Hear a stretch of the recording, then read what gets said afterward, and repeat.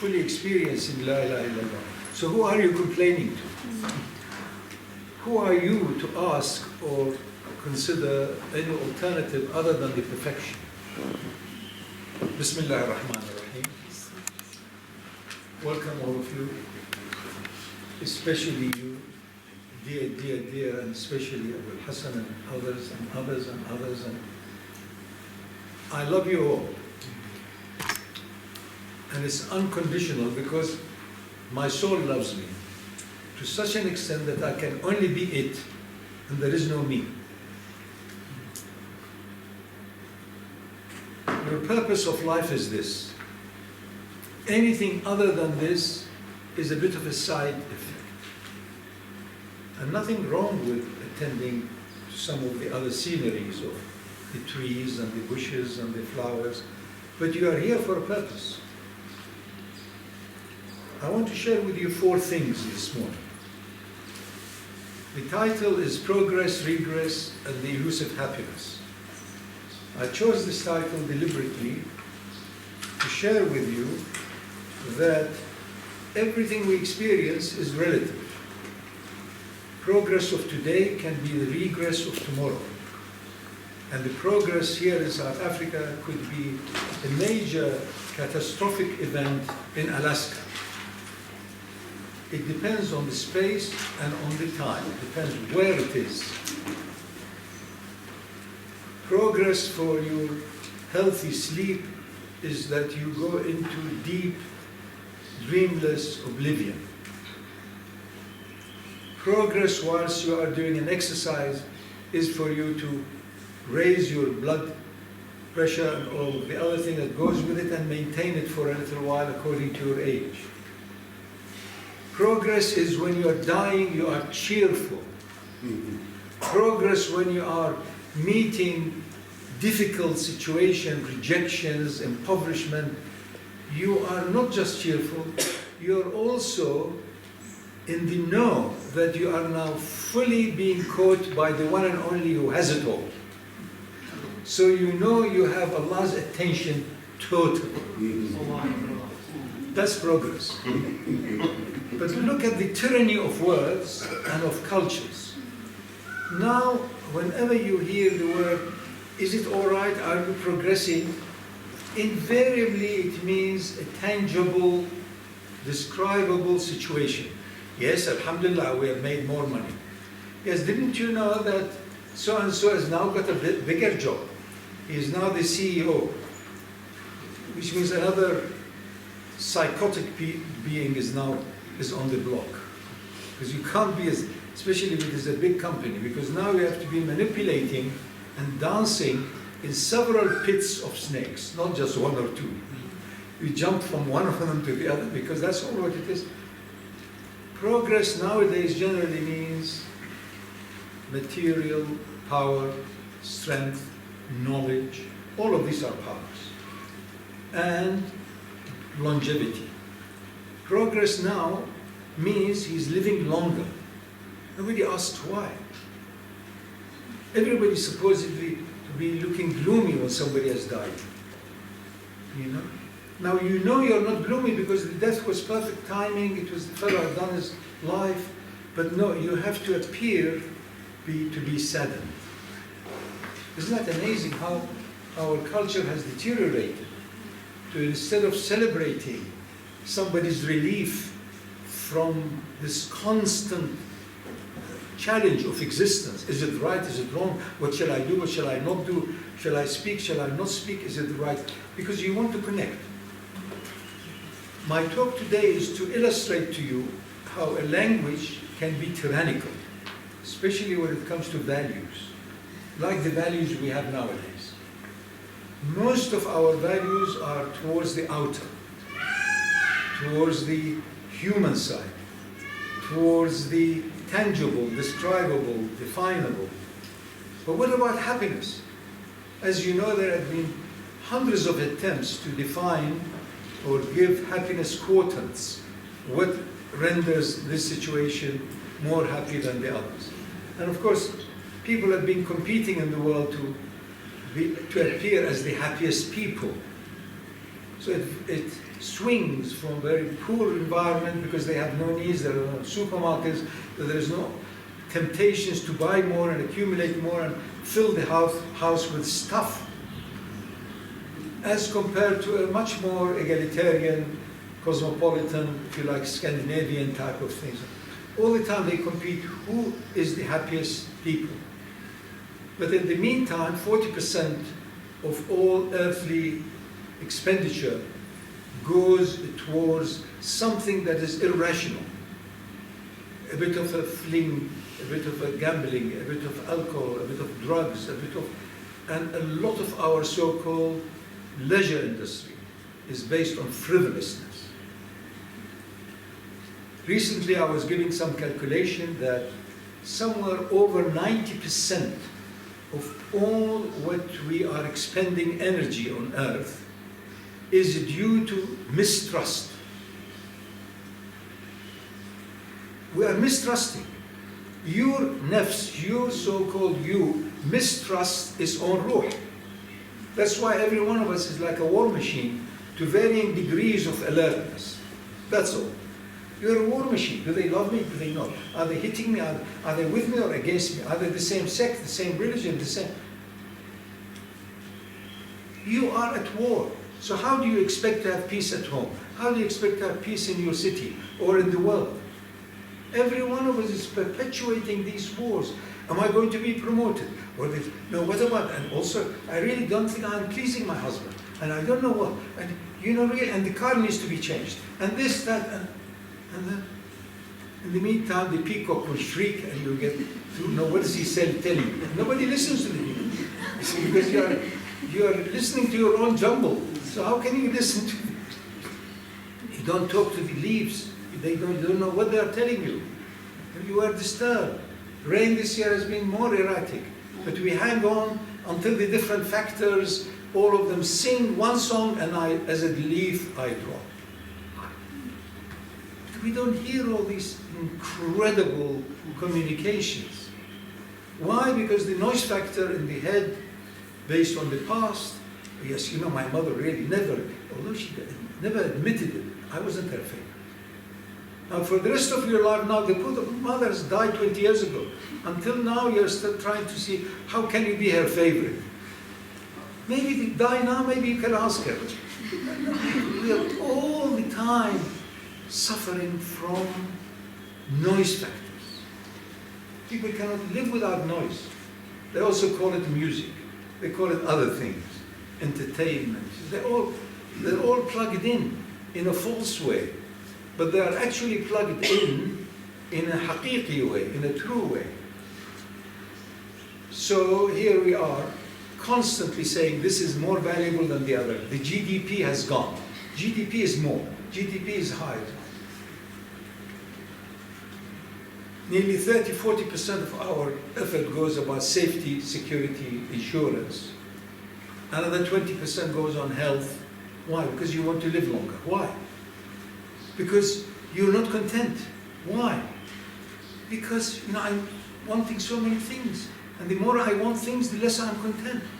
So who's doing it to you? Well, yes, but I can't admit it, you know, because it's me, hurting me. That's not quite understandable. I love me. I want me to be happy. How can you be happy? You can have a bit of pleasure, but with it comes displeasure. Happiness belongs to your ruh. Happiness belongs to that your innermost. مَا كَذَّبَ الْفُؤَادُ مَا رَأَى.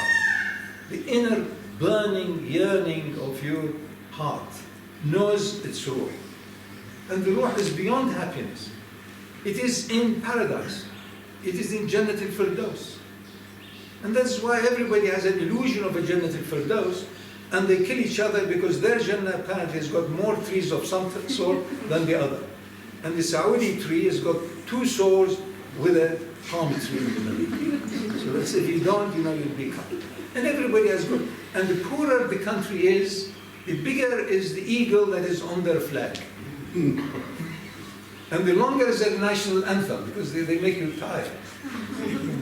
And of course they change it with every despot when he changes. So they take his national anthem with him to the national grief. For 5,000 years, we human beings have ended up in an unholy mess. Individually, within the home, within your own head, within your own people, within your own religion, and globally. For 5,000, 6,000 years.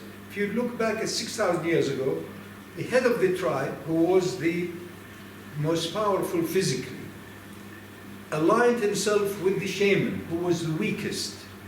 So here you had outer strength, inner weakness, because he was a gaga, the gangster. And the weakest was Mustad'afin. He was the seer, he was the shaman. Outwardly weak, inwardly strong. So they aligned themselves. So the Pharaoh ended up having the priest supporting him. And it continued. Then it came the Assyrians, all, everybody else. And then the Romans perfected it. Those who have it, rule.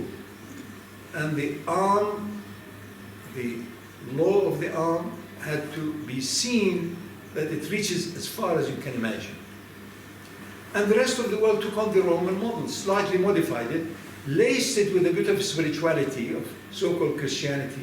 And when the Muslims came, they were between the two, Rome and Sasania. And so the seed of that wonderful evolution that human being had reached at, that now every one of you can truly not just know haqq, you are actually liberated by the light of the haqq in you, that you listen to it. So you are not anymore like others, confused with different bosses, as the Quran describes. So many different bosses, they are quarreling. Is it the same as he who has one voice which tells them all the time what to do and what not to do consistently? Are they the same?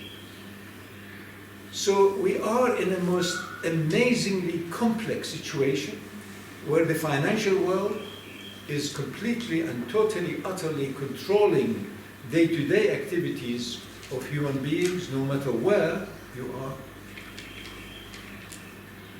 Go and travel the world, go to some of the remotest islands, and you find there's already, the first thing that meets you is credit card or a bank welcoming you. The national bank welcomes you. We are the ultimate successful bloodsuckers. Welcome to us. This is the, invisible web of financial enslavement. So we are in a situation that you can't breathe. You have, everybody's talking about peace, appearing as though they are diplomatic and so on, but diplomacy has become to mean almost duplicity. Where is the transparency? Where is the honesty? And that is why we are highly medicalized as a people. And then people dream of herbs.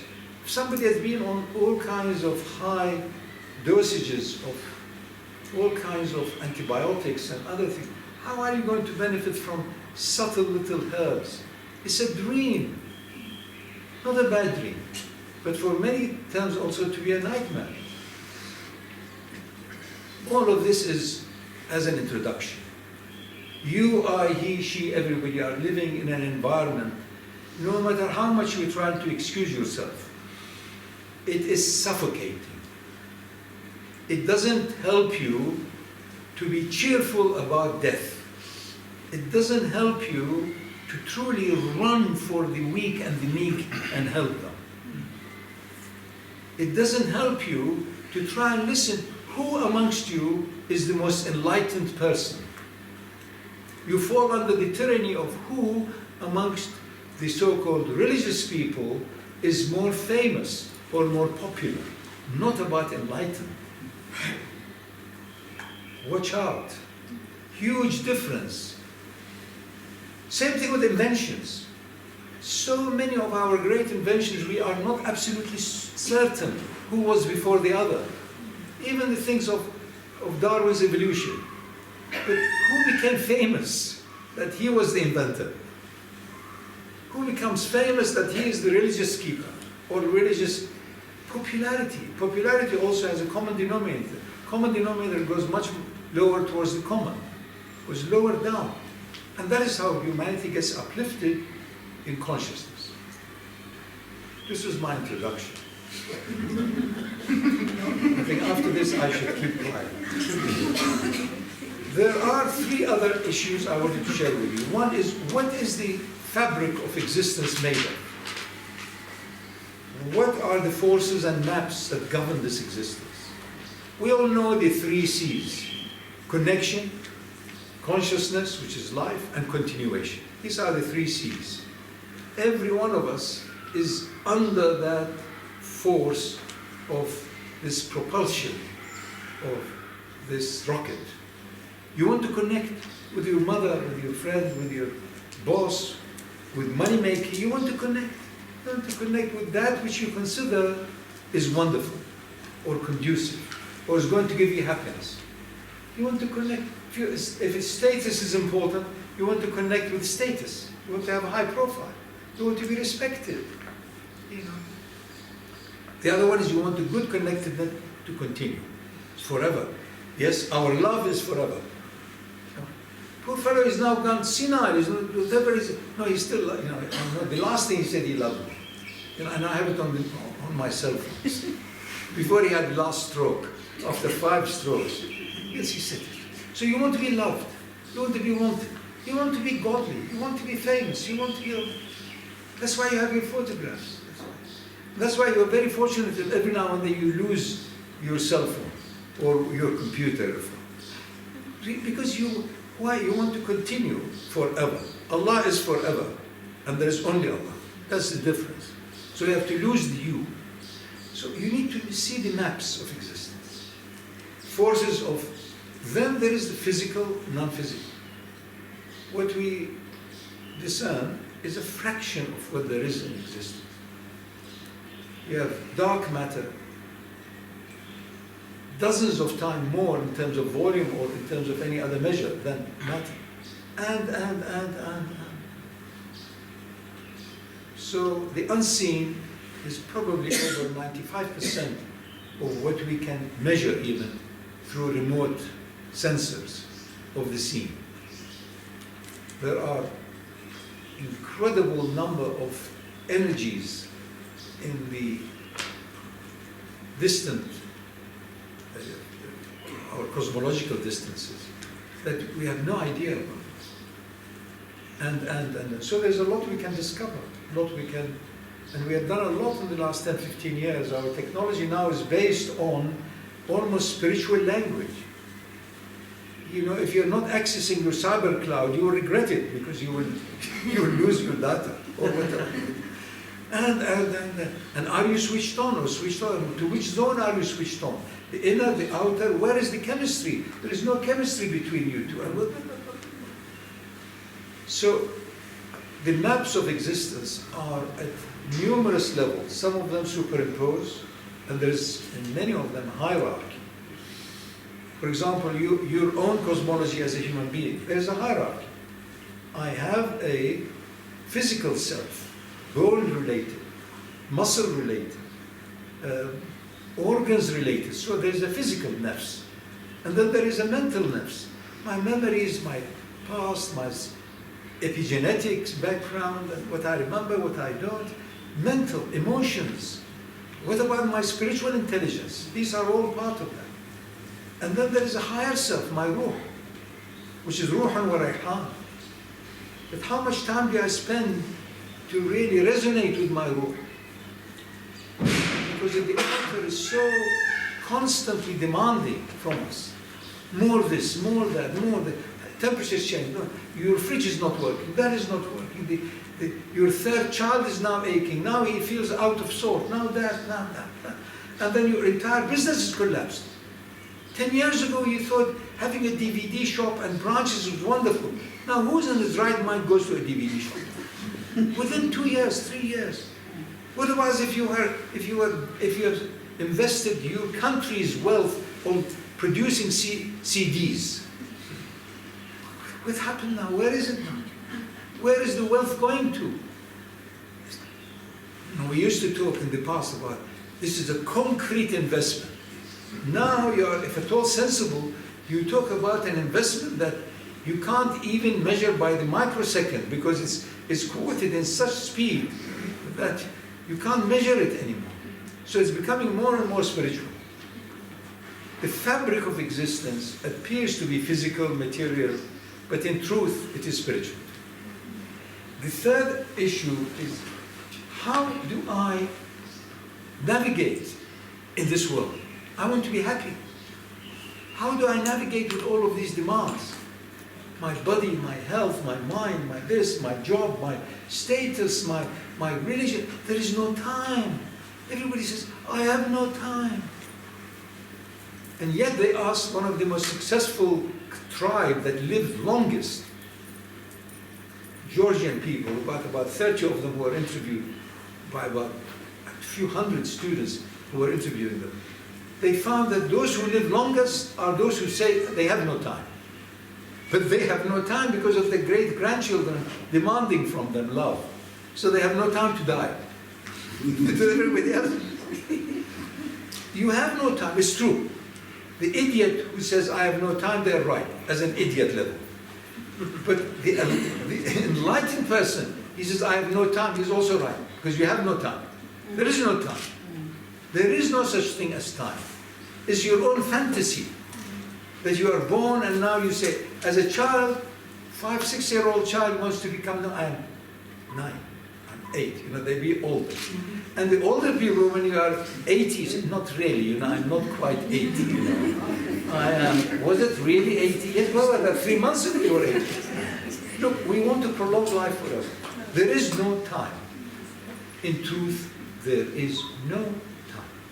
The fact you feel time is for you to rush to get out of that illusion that you are this person. You don't know who I am? I give you the list of the books that I know. No, you don't know, I'll give you my CV. No, but Google me. Google me. Toodle me. I am an entity. Yes.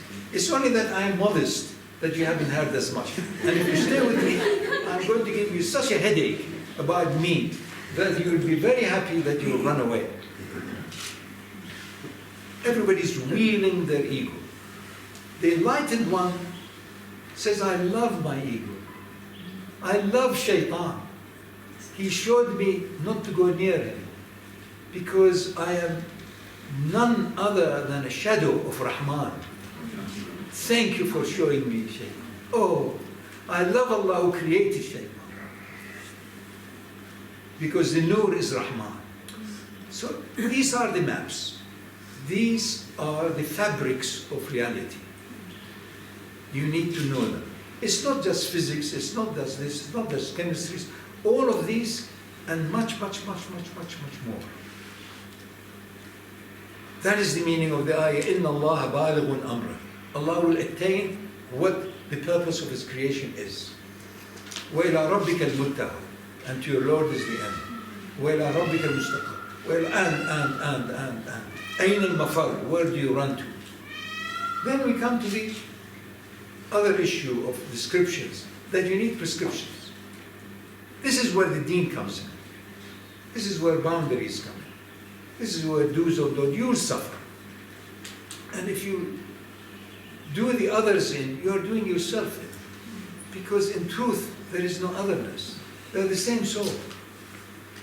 If you love the other soul, then you are exuding the love that is already emanating from you, from your own ruh. من أمر ربي فأحببت أن أعرف. It's all about love, because love is unity. Unity is oneness. Oneness is the ultimate attribute and the hisn and the castle, if you like, of reality of Allah. Everything has emanated from oneness, sustained by oneness, returns to oneness. And in truth, all of this comings and going from oneness is an illusion of space and time in which we are prisoners. We are in exile. That is why none of us is totally content with limitations. That is why there is greed ad infinitum. That is why if you really want to get out of yourself, you will not only declare Allahu Akbar, not only know Allahu Akbar, you are blown up by Allahu Akbar. There is nothing more. Allah Akbar, greater. There's no more limit. Then after that, in prescription, the only thing you can do is, no, I'd like to move. I feel it's nice, I'd like to go in the sun. So go with Bismillah, take permission. Which foot you put forward? Where do you go out? Where do you sit? Bismillah. Allahu Akbar takes you out of the illusion that you are separate, that you are independent. Allah is greater than you can imagine. Allah is greater than your knowledge. Allah is greater than anything you can ever allude to in your highest of intellect and creativity. So Allahu Akbar blows your mind off. So you have no mind. You've done your wudu. You've put your head down. Now, Bismillah. Direct connection to the source. That is not just empowerment. That is tanweer. And with tanweer comes isqat al-tadbir. Ata'ullah Iskandar is one of his greatest book, actually is called that. At-tanweer fi isqat al-tadbir. Illumination, enlightenment, by giving up the management of affairs as though it's from you. I am doing this. On minor matters, yes, as a child. Heat the stuff, or cool it, or open the door, or know where you put your shoes, that's fine. Minor issues, that's fine. You have that authority. For that, it has been decreed that you have that freedom. You can put your shoes here or 2 meters away. Why have you been given this freedom? To choose appropriateness. Putting things mawadhi'ah, in the right place, in the right time, in the right way. So as you are least disturbing the reality. Otherwise you end up with the global crisis we are in, ecological crisis, personal crisis, financial crisis. The wealthiest have got greater financial crisis than the poorest. The poorest who don't handle money have less crisis. They go after a thing. Can I have a piece of bread? You see, the whole world will respond to you. You want some food? Yes. I want medicine. But once you say, I want money, you say, oh, well, I want money too. So why should I give it to him? And you start judging. Is he not going to waste? No, let me come. And you're all of the whispering of your own shaitan takes over. So prescriptions are necessary. The deen is necessary. Boundaries are necessary. Accountability are necessary. More than all of that, your inner conscience and being held accountable ethically and morally is the most important. لا يرجع الأنفس من غيها لو لم يكن منها لها رادع. You will never return back to your ruh unless there is a reminder from within you, stop chasing shadows. They're all gone. How many times in the last 200 years in the Muslim world there have been illusions that here something big is happening? 200 years ago they were very proud of the Ottoman thing. Then they had to do major changes in their system, and the so-called improvement or renovations in 1810s, 1850s, and islahat, and because there is no industry, so they had to redo their industry. They were fighting as one of the biggest powers, one of the biggest three in the world in the 1800s, but they had no backup, so they had to import know-how. German scientists, chemists, French, and others into Istanbul and elsewhere. And they began to cast these cannons and things. So it began to, but there is no foundation. There had not been in our country scientific, rational, if you like, roots. So we are picking it up from the West. But it hasn't got the old roots. We are afraid of innovation and experimentation, and therefore no inventions. And that's why places like the States or Germany are far ahead in that, because it's in their blood to be inventive, to be creative, to put other things together. But we have taken this idea that you cannot have innovation as though it's to do with the earth, with the world. You cannot reinvent the nur of Allah. You cannot speculate on the presence of Allah. That is the root of it. But we are mixed up. We are so mixed up now that even within the narrow bounds of a sect, there is subsects, and then it becomes mahalla, and becomes families, and then it becomes the two sons cannot live together, and on and on and on. So prescriptions is that use the boundaries, use your ethics, morality, restrictions in order to tap at your inner Kaaba, inner technology, to the zone of timelessness, boundlessness, which Salat is supposed to be its anchor, because you close your connection with the outer world, you declare that the Nur of Allah, that Nur which is also in you, beyond measure, Allahu Akbar, and you prosper and you disappear. Where were you? Which land were you? A land where there is only perfection and no discernible land. Jannah. So, unless you have access to your inner Jannah, you are frantic, you are still at war. Once you know the Jannah is already there and you are in it, 2 times in the Quran the word happiness appears. That's why I called it elusive happiness. Twice, 2 ayahs. And one of them, they are the same. So the word is su'idu, sa'da, su'ad, sa'ada. It's happiness. It says, and those who have tasted that, experienced that, they are already in the Jannah. You must do it now. وَأُزْلِفَتِ الْجَنَّةُ لِلْمُتَّقِينَ. And يَرَوْنَهُ بَعِيدًا وَنَرَاهُ قَرِيبًا. It's here now. It's a state. It's a cyber cloud. But if you are caught in other cyber clouds, then you are not accessing this. So, prescriptions is all of them bring you to one single point. No you, no identity, no thought, no experience other than that which is beyond limits. It's called Allah. It is now. That's why don't ever curse now. The best time ever is the time we're living in. With all the miserable scenes I described for you, it is the best for us. Because wherever you turn is darkness. And whatever you're going to do, you'll never please one single person. Because that person changing. Person's norm is to change. Why? Because within lies something that never ever changes. مرج البحرين يلتقيان. You are the 2 oceans. بينهما برزخ لا يبغيان. Dozens of ayahs in the Quran. وَلِمَنْ خَافَ مَقَامَ رَبِّهِ جَنَّتان. One Jannah is here now, that you are both in this world, not of this world. That's one Jannah. And the other Jannah is that once you are relieved of the illusion that you are also a doer, having a body. Whose body is it? How do you know about all of the intricate billions of interactions chemically that's going on in your bones? Are you aware of it? What about the trillion neurons that are in your guts? Do you know what are they telling you? Have you listened this morning to your liver before you came out? What about all the other cells? تَشْهَدُ عَلَيْهِمْ أَرْجُلُهُم. Everything has its own transmission all the time. But why you are absent-minded? Why?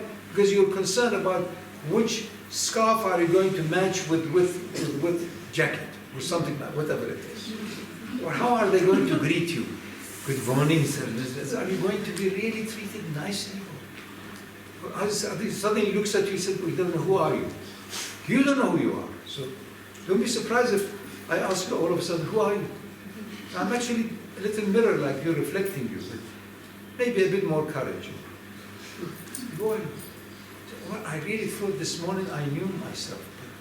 But, with 2 phone calls that came, I really am not certain. And also the car didn't start. Big tragedy.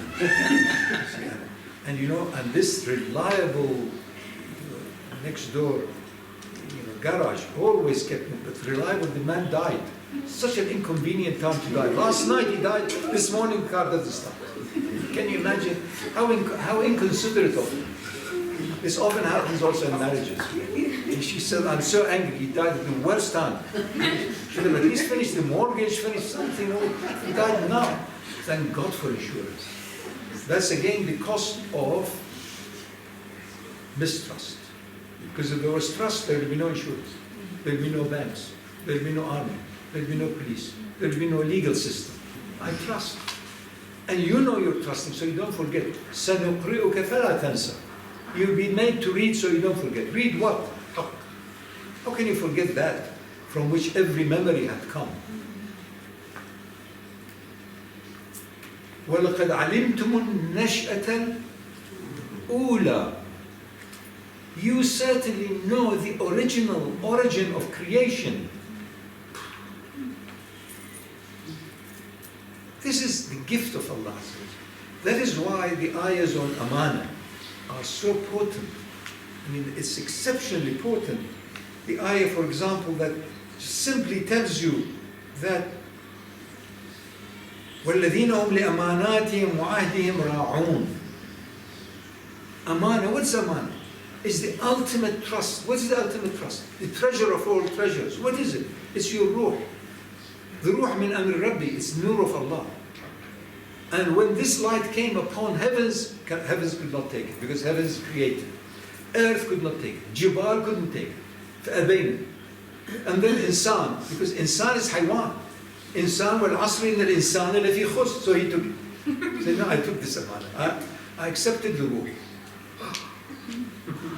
No, Adam didn't know what he did.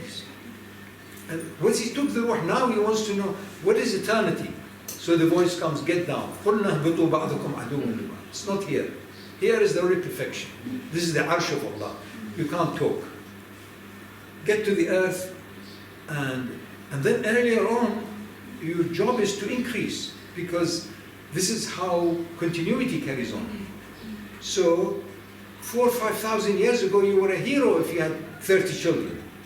But now have 30 children and you should be a ecological disaster. Can you imagine just the sewage system that needs to take? Everything has its time. Everything is relative. Now to have such families and sin is part of insanity. So you need to read it, iqra. But we don't read it, iqra. Everybody's become a reciter, but they don't iqra. Read the relevancy of it. Read the importance of it now. The importance of it now may be keep quiet. Otherwise, everybody says, no, my madhab is better. No, and everybody wants to be heard. And everybody wants to be respected. The Arab Spring was nothing other than a slight call for the underdog, for respect. Now, Khomeini's Propulsion were two major, if you like, powers. One of them love and honor the mustad'afin, the poor. And the other one is wilayat al-faqih. The best amongst you, in terms of whatever knowledge, should be the leader. If it is spiritual knowledge, then it's faqih. If it is medical knowledge, he who is most skilled. If it is governance, he who is most accessible, most transparent, most accountable, most honest, least wanting to govern. And then we ended up, in the last 150 years in the so-called Muslim world, no less than 230 odd despots. 200, this is the last count. And millions of people are killed. If somebody says there is a genocide amongst Muslims, they are not that wrong. It's been going on for centuries. And who suffers the miskin? Now, here comes for you a very important spiritual question. When there is such atrocity, take Syria. What about the innocent? What about the children? We have the answers from Muhammad sallallahu alaihi wasallam. He says, the children who died innocently, they have angels waiting for them to bring them up, to complete the story. And if you had awakened to the truth that there is no death, it is وَإِلَىٰ رَبِّكَ الْمُنْتَهَى انقلب انقلاب. It's just returning back to origin. كُلُّ نَفْسٍ ذَائِقَةِ الْمَوْتِ. Always the Quran also puts maut before hayat. الَّذِي خَلَقَ الْمَوْتَ وَالْحَيَاةَ. It is the end is before the beginning. So it's a natural, the most wonderful natural thing. So you experience it now, you know, such a wonderful experience. I'm practicing it all the time in my salat. How wonderful. One day it will happen really. Then I don't have a nagging self or a toe that aches or a bit of a jaundice or a oh, what a relief. But also listen, it's in Allah's hand. So you can't say I want it now or I don't. Trust. Trust in the hand that gives you the best as to purify you, to make you ready for Jannat al-Firdaus, which is here now. Therefore, if you have awakened to that, and if you die, so you're going to die anyway. So in a battlefield, you die in a bomb, you die. But in the meantime, you do what you can for haqq, in order for the abusiveness, for injustices at any level, to be reduced. Justice is balance. You and I are in balance. Mizan. Quran is nothing other than Mizan. You and I are Mizan. All our hormones, all our blood, it's all Mizan. You need to be in balance. You are earthly, heavenly. In this world, not of this world. The last point I wanted to talk to you about, that will only take me an hour.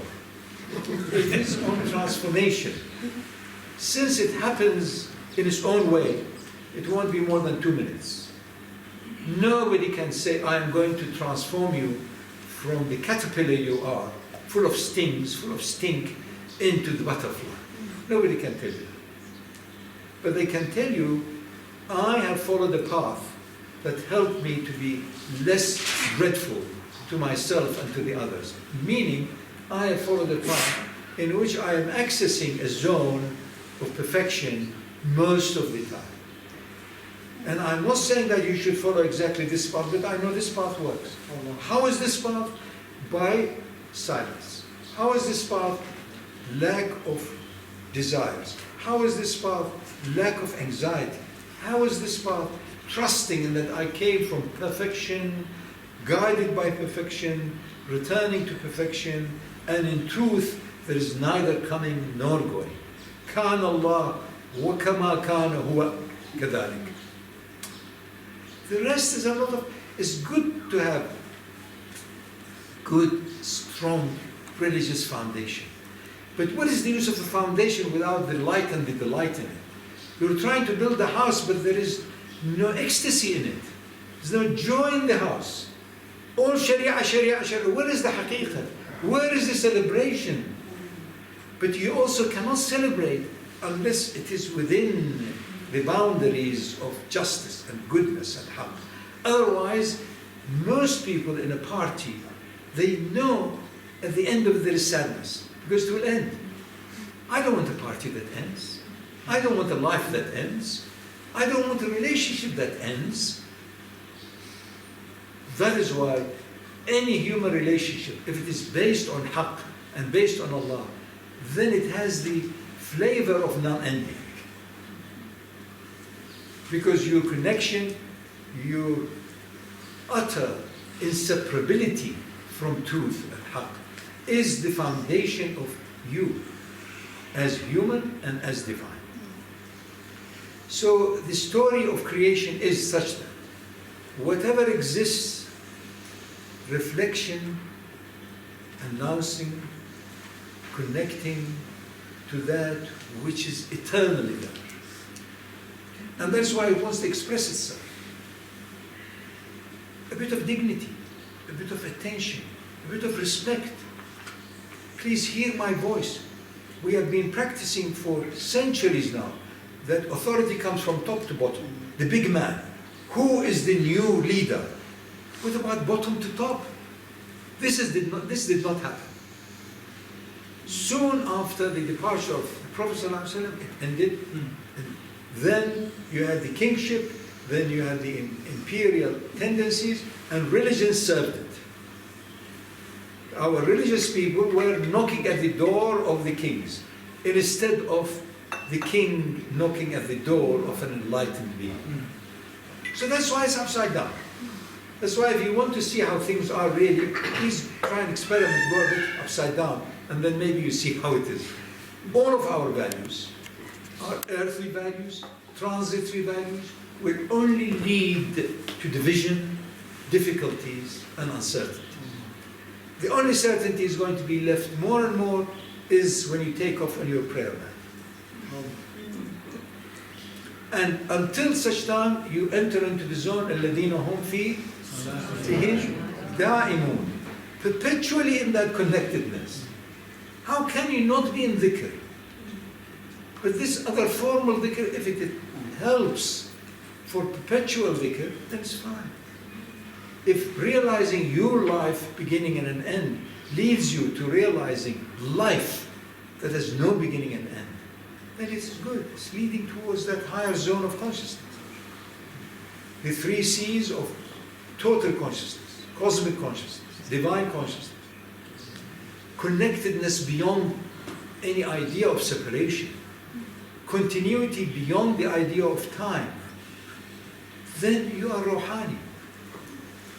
Then you are potentized. Then you are seeing through the lens of oneness. Then you have saved yourself from yourself by the nur of Allah. Then good luck. If you have that, then you have humanity, but continuously nourished by divinity. Then you are on earth, but khafif al-mu'min. You're just floating on it. You are not unaware intelligently with what is going on in the mudslinging level or in the sewage level. But you don't want to spend too much time and effort because it stinks. You want to be in the zone of nur. By that nur you also see the dhulumat. So constantly be there until such time there are enough of you. Few hundreds of thousands of awakened beings preferring the others to themselves, because you can never satisfy yourself. Please serve somebody else. Where is the end to you being content about your body? You're getting older. All the time you want to improve the physical, the material. It's endless. And the spiritual you can't improve. It's ever perfect. So the next is to be with people who have mastered this presence, who have mastered this reality.